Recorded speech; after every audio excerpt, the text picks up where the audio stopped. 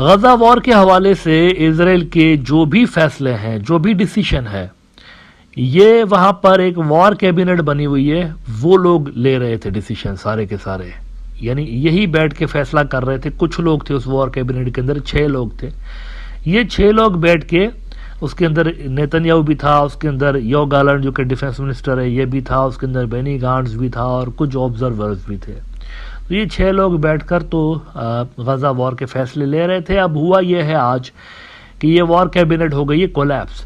और मैं देख रहा हूँ बहुत सारे जियोपॉलिटिकल एनालिस्ट और बहुत सारे न्यूज़ आउटलेट्स इसको बड़ी खबर करार दे रहे हैं कि बहुत बड़ी कोई सिग्निफिकेंट डेवलपमेंट हुई है गजा वॉर के हवाले से, वॉर कैबिनेट कोलैप्स हुई है। अच्छा, इस पे मैंने ज़रूरी समझा कि आपके साथ शेयर करें कि ये कोई इतनी बड़ी डेवलपमेंट है नहीं जिसको बताया जा रहा है मीडिया के अंदर। सबसे पहले तो समझ ले कि ये वॉर कैबिनेट है क्या और उसका फंक्शन क्या था, ये बनी किस तरह से। जब इजराइल की गवर्नमेंट बनी ना पिछले इलेक्शन के बाद, तो उस गवर्नमेंट में जाहिर सी बात है कैबिनेट बनी उनकी। अब कैबिनेट बनने के बाद हुआ ये कि उस कैबिनेट का एक सिक्योरिटी का भी हिस्सा था, सिक्योरिटी कैबिनेट उसको बोलते हैं। सिक्योरिटी कैबिनेट के अंदर वॉर कैबिनेट बना दी गई।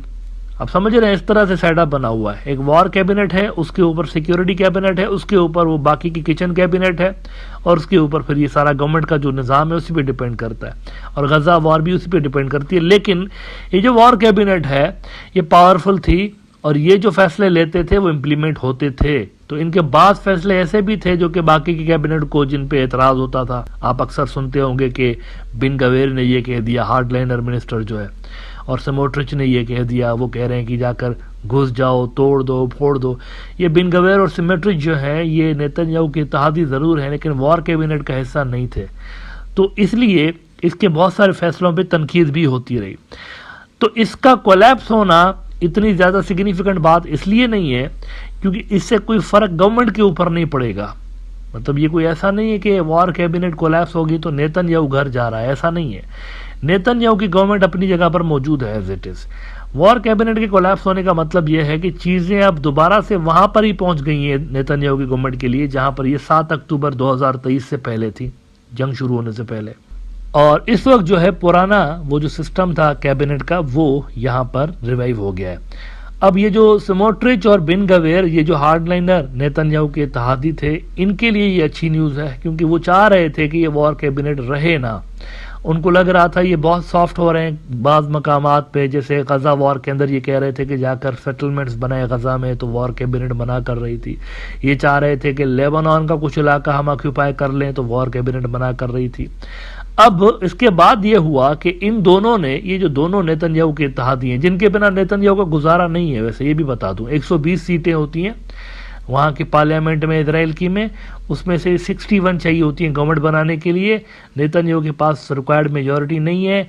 ये जो स्मोट्रिच और बिन गवेर हैं इनके पास 14 सीटें हैं। इनकी 14 सीटें जब उसको मिलती हैं नेतन्याहू को, तब उसका नंबर जस्ट पूरा होता है सिर्फ, यानी यूँ समझेंगे 1-2 सीट सिर्फ एक्स्ट्रा है। बेनी गांट्स जो कि इसका अपोनेंट है, इसका राइवल है नेतन्याहू का, उसकी 12 सीटें हैं।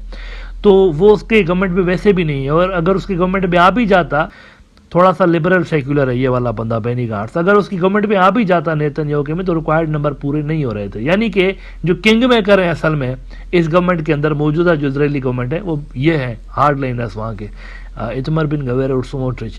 ये अगर गवर्नमेंट से निकल जाते हैं तो फिर नेतन्याहू की गवर्नमेंट कोलैप्स हो जाएगी।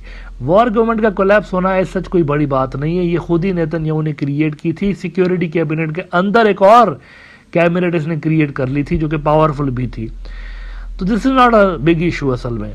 अच्छा, एक और लेकिन खबर ऐसी है जिसको मैं सिग्निफिकेंट कंसीडर करता हूँ। ये जो वॉर कैबिनेट का कोलैप्स होना, this is not a significant news actually, जिस तरह से मीडिया पे बता रहे हैं। ये ऐसे ही फजूल किस्म की चीज़ है, शायद एनालिस्टों को पता नहीं कि थी क्या चीज़, इसलिए वो इसको सिग्निफिकेंट कंसीडर कर रहे हैं।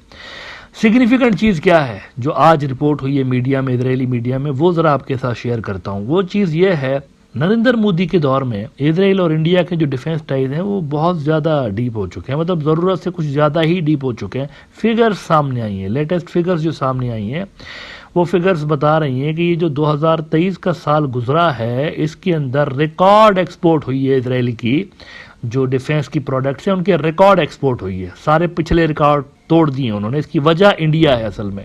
इजराइल का एक बड़ा न्यूज़ आउटलेट है I24, इनकी ये जरा खबर देख लीजिए, Israeli defence exports hit new record of $13.073 billion in 2023। और नीचे वो अपनी तारीफ खुद ही कर रहे हैं कि अब बाकी जो मुल्क हैं वो हमारी डिफेंस सिस्टम की जो कैपेबिलिटीज हैं उनको मानने लगे हैं कि क्या ही कमाल की चीजें इजराइल बनाता है, तो इनसे खरीदारी करनी चाहिए डिफेंस की प्रोडक्ट्स की। लेकिन इस स्टोरी के अंदर ये जरा हिस्सा देखिए कि Latin America countries part of the Abraham accords and Africa made up to 4%, 3% and 1% of the market respectively. यानी कि अब्राहम अकॉर्ड्स जिन मुल्कों ने किया था इजराइल से, उन्होंने सिर्फ 1%।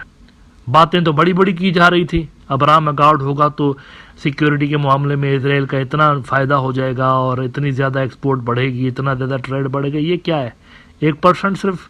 अब्राहम अकॉर्ड जिन मुल्कों ने किया है वो भी बिलीव नहीं करते इनके ऊपर, इनकी डिफेंस टेक्नोलॉजी के ऊपर। लेकिन इंडिया का जरा आपको दिखा दूं मैं, जरूरी है ना आपके लिए जानना कि हो क्या रहा है, ताकि मुस्तकबिल में कोई भी रीजन का मुल्क अगर इंडिया से सिक्योरिटी और डिफेंस की पार्टनरशिप करना चाहता है और अपने ताल्लुकात बढ़ाना चाहता है इस हवाले से, तो मिडिल ईस्ट का कॉन्फ्लिक्ट याद रखिएगा। और ये भी याद रखिएगा कि इजराइल इनका सबसे बड़ा पार्टनर बन चुका है इस वक्त। हार्ट्स कहता है, इजराइल का न्यूज आउटलेट है, India is the largest buyer of Israeli arms, and from 2019 to 23 it accounted for 37% of Israel's defense export। ये जो फुदक रहे हैं ना कि हमारी तो बहुत बढ़ गई है डिफेंस की जो हमारी इंडस्ट्री है, एक्सपोर्ट बढ़ गई है, इंडिया ले रहा है, मोदी ले रहा है, उसको विश्वास नहीं है रशिया के ऊपर। रशिया हमें वेपन्स देगा नहीं देगा, जब हमारी लड़ाई होगी चाइना के साथ, इतना बड़ा महाज खोल के बैठे हैं चाइना से अपनी बेवकूफाना पॉलिसीज की वजह से, तो रशिया हमें वेपन्स नहीं देगा, तो नया पार्टनर ढूंढ रहे हैं इजराइल की शक्ल में।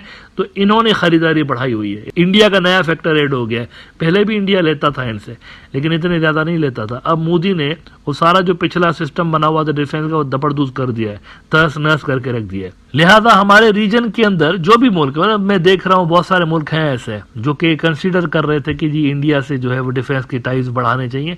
इजराइल फैक्टर को नजर में रखिए, मेक इन इंडिया के अंदर भी इजराइल वहां पर बहुत ज्यादा पैसा लगाने जा रहा है, और वहां पर इंडिया के अंदर इजराइल अपने जो हथियार है वो बनाने पे इंटरेस्ट रखता है, और वो हथियार फिर उन मुल्कों की सिक्योरिटी के लिए बेहतर नहीं होंगे जो कि इजराइल को अपने लिए कहीं ना कहीं सिक्योरिटी थ्रेट कंसीडर कर रहे होते हैं। लिहाजा आई थिंक ये स्ट्रेटेजिक ब्लंडर है और ये इंडिया को हॉन्ट करेगा, डिफेंस और सिक्योरिटी के जो मामलात है उसमें हॉन्ट करेगा ये इनको। अदरवाइज स्ट्रेटेजिकली अगर आप देखें तो ये इंडिया के मफाद में बिल्कुल भी नहीं लग रहा।